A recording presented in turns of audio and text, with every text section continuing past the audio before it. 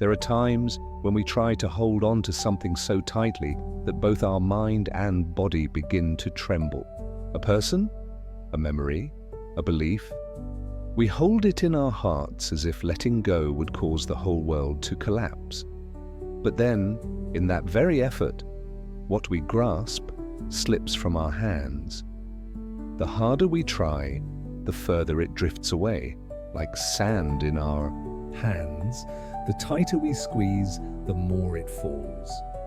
And then we are left with empty hands and a heart full of emptiness. It is not because we do not know how to love, but because we do not know that everything in this world is impermanent. Clouds passing over mountains, no matter how beautiful, will eventually dissipate. Yet the human heart wants to hold on to a cloud that has already vanished. From this arises suffering. Attachment begins very lightly, just a grip held longer than usual, a glance that makes our heart tremble, a pleasant feeling we want to prolong forever. But from that harmless moment, if the mind is not mindful, the seed of attachment begins to take root. And once it takes root, it grows, sprouts, and spreads into every corner of life. Then when what we hold on to is threatened, our hearts begin to churn. We suffer not because the world is cruel, but because we cling too tightly to something fragile. This is what the Buddha taught thousands of years ago in his first sermon at the Deer Park, The Four Noble Truths, that suffering is a truth and the cause of suffering is attachment. Have you ever wondered if suffering would still cling to us if we no longer had attachments? If we did not place all our joy in a person, a result, or a beautiful image, would we still feel so much pain when we lose them? There is no need to answer quickly, just let that question quietly resonate in your heart. Attachment, in the Buddha's teachings, is not just desire or craving, it is a subtle energy flowing through every breath, every small daily reaction, a compliment, a tender glance, a promise. All can become the seeds for our hearts to cling to if there is no mindfulness. And the paradox is, the more we suffer, the more we cling like a person caught in a current. Instead of relaxing to float, they struggle in panic and drown. We are the same.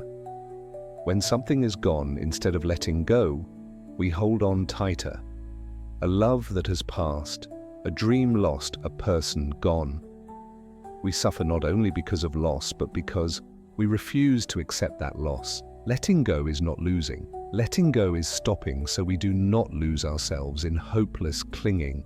It is opening our hands to feel lighter, to breathe, to live fully with what we have. There is an ancient story told by the Buddha about a pilgrim crossing a river. He used a raft as a means to cross.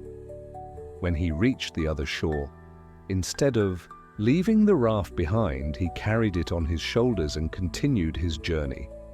The raft had once been a lifesaver, but when it was no longer needed, it became a burden. The Buddha taught that useful things should be used but not clung to. Do not turn temporary means into lifelong burdens. We are the same. Some things were once places of refuge, hopes, sources of comfort. But if we do not know how to let go, they become shackles. Not because they are bad, but because our hearts refuse to change with impermanence, refuse to accept that all is temporary. Suffering does not come from circumstances, but from the mind's reaction. An attachment always hides there like an underground stream, unseen, unheard, but controlling all thoughts, words, and actions.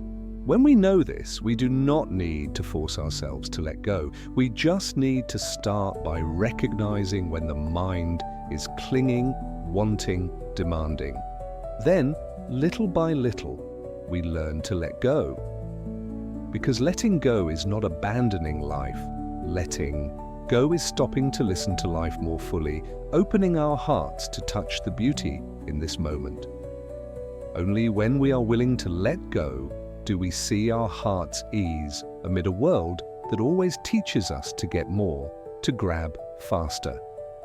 Few teach us how to let go.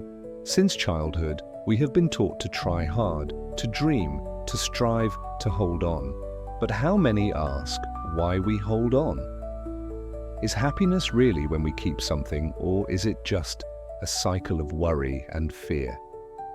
Could true happiness begin when we know we do not need to hold on anymore? No one needs to teach us how to love or dream, but it is very necessary for someone to remind us that everything in life comes and goes. Letting go is not failure. It is understanding, a heart big enough to accept and gentle enough to release lightly, like when we watch a flower petal fall without regret, only seeing its beauty in the moment it is present.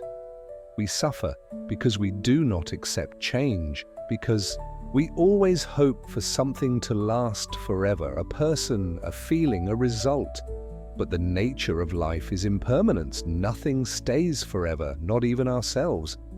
Yet we believe that if we try hard enough, hold on tight enough, everything will not be lost. That mistaken belief is the root of all suffering. Attachment is not just desire for good things, it is clinging to them so much that if they are gone, we cannot live normally. A tender glance, a promise, a habit, even a memory, all can become invisible chains binding us to the past. And when they disappear, we do not just feel sad, we feel pain. Pain because we could not keep them, pain because we lost what we thought was ours. The more we suffer, the tighter we hold on. But like a person falling into a river, the more they struggle, the deeper they sink. Only when we know how to relax can we float. We often do not fear pain, but fear the emptiness when losing something. That was once an important part of us. Therefore, we keep holding on tightly, but that embrace does not warm us, it suffocates us. A person who once loved deeply still cannot let go, not because of love, but because they cannot bear the feeling of loss. A mother who worries excessively for her child, not just out of love, but also because she wants her child to follow the path she chose. A person who keeps remembering the past, not because it was beautiful, but because they cannot accept that they were once hurt and could do nothing to change it. When looking deeply, these behaviors all have roots in attachment, in identifying the outside as self or mine. The Buddha taught that the root of suffering is ignorance, because we do not see clearly that all phenomena are impermanent, unreal, and unstable. We develop attachment. We think happiness is holding on, but in reality, happiness is freedom. And no one can be free if still bound by desire and fear. We do not need to give up everything to let go. Letting go does not mean abandoning family, work, or loved ones. It means living among these things with a mind free of attachment. We still work, still love, but we are not swept away. Letting go is an inner action, not an external decision. Letting go does not mean denying emotions or suppressing pain. On the contrary, letting go begins with daring to face our emotions directly. No running away, no suppression, no forcing. When we dare to face and feel sadness, acknowledge pain, that is when we truly begin to live. Because only when emotions are fully heard do we no longer let them control us. Letting go is the journey back to ourselves, to the present, to what is here in this moment. Not clinging to the past, not chasing the future, because happiness can only be present here and now. As long as we think that when we get that thing, we will be happy. When that person returns, we will be happy. Our hearts remain dependent. Learning to let go is learning to live again, not living by old reflexes, the reflex to hold on to avoid loss, but living with the understanding that nothing in this world can truly be kept forever. Not even this body, this breath, which are not under our control. Understanding this, we will know how to cherish every moment, the presence of loved ones, life itself, without demands. Those who know how to let go are not insensitive but deeply profound. They feel everything but are not entangled. They love sincerely but do not possess. They live fully but do not cling, like a person admiring a flower, knowing it will wither, but still loving the beauty present in this moment. In the Vinaya Pitaka, the Buddha likened a person who has let go of attachment to someone who puts down a burden after a long journey. At that moment, the body rests, the soul is at ease. That feeling of lightness does not come from losing something, but from no longer being bound by anything. Many misunderstand letting go as giving up all dreams and ideals, as drifting away, or living negatively, but truly letting go means the highest awakening. We still have dreams, still live wholeheartedly, but do not make results the condition for happiness. We do things because they need to be done, because it is the choice of the present moment, not because of an expectation to achieve at all costs. Only then is the mind truly free. Letting go does not mean refusing to act or becoming indifferent to life.